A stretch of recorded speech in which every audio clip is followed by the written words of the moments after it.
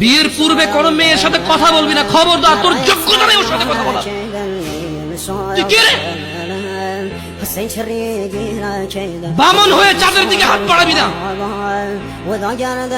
আমার বোনরা চাঁদ।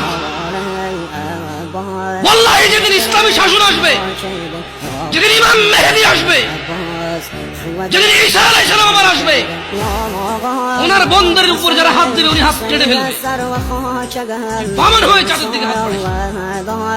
আমার বোনরা চাঁদ।